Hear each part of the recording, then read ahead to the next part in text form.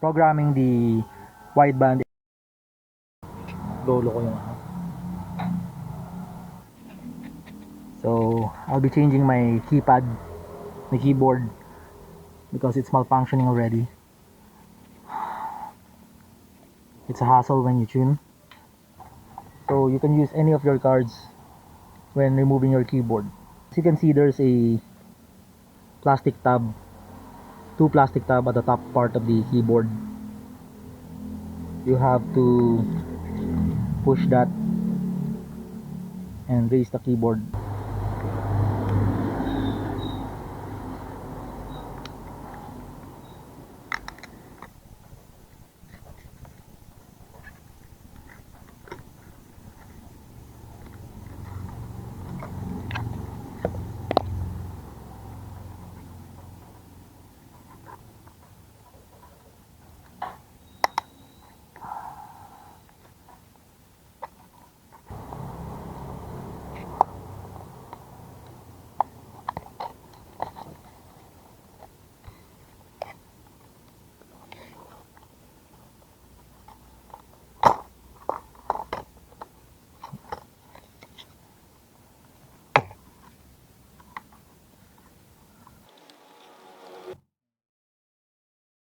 You have to push the black part of the connector.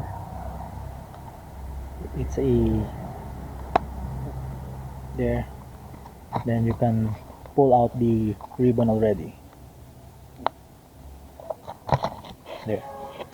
Easy as that. Mukhang naipit na to eh. You can see here that these two tabs are the one that retracts by pushing. These are only the two tabs you have to push. The other tabs, they do not retract. This one and this one.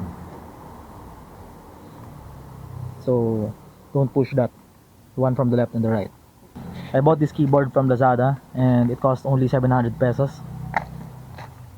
700 plus.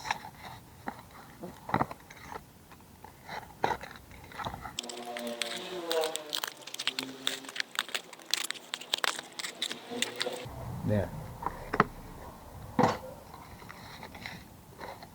So be careful with the new one. Don't bend it, don't twist it, or else it might get damaged. If you want to return the keyboard, please pack the keyboard and put it back in our packaging box. If the keyboard is not packed well and the keyboard gets crushed, we won't accept the keyboard.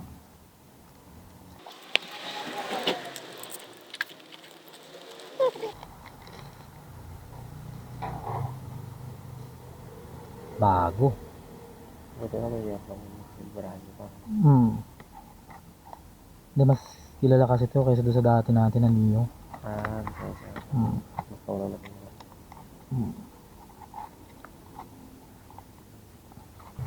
So when inserting the ribbon to the slot, make sure the black lock, the black plastic, is pushed outwards while inserting this ribbon.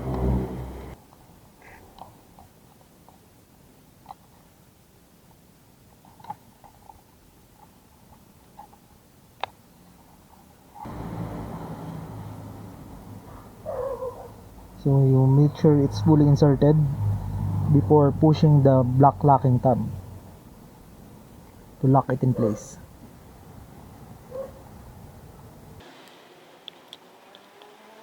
There. Then insert the keyboard to your laptop starting from the bottom. There are 4 tabs to insert into a hole in your laptop case. And push it, raise the center part,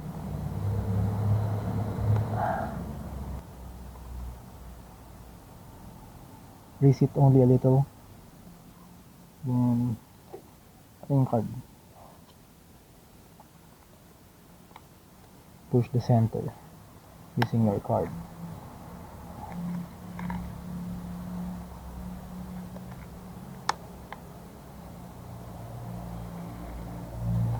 Yeah. Let's power it up.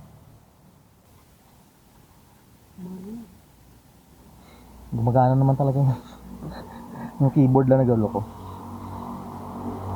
Gusto lagi B. Hmm. Gusto lagi B. Oo nga eh, gusto lagi di victory.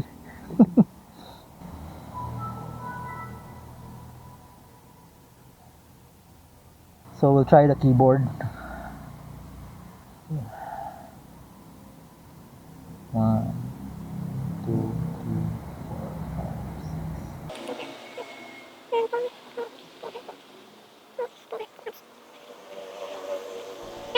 Okay, it's good. Look at the difference. The old one and the new one. My old one is so worn. The textured finish of the keypad is already gone. It's smooth already.